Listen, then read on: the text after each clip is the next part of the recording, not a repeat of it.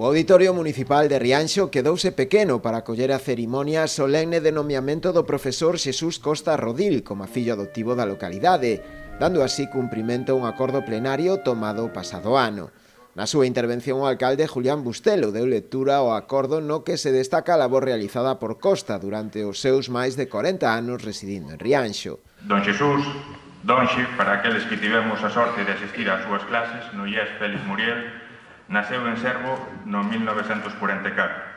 Se ben, estivo máis de 40 anos vivindo e ensinando no noso municipio, o cal foi tamén obxecto de gran parte da súa labor investigadora,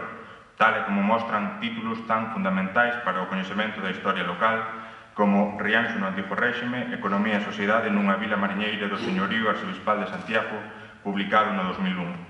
Se ben, boa parte da súa obra, así como da súa vida, adicouno ao estudo da historia contemporánea rianxeira, así como á recuperación da memoria histórica e á dignificación das vítimas da represión franquista no noso territorio. No acto tamén interviron o profesor e presidente da Comisión pola Recuperación da Memoria Histórica do Barbanza, Carlos Cimadevila, que foi o encargado de facer a laudatio da traxectoria do homenaxeado. Foi a propia viúva do homenaxeado, Carmen Sánchez, a encargada de recoller de mans do rexedor o título, mostrando ademais o seu agradecemento por este acto.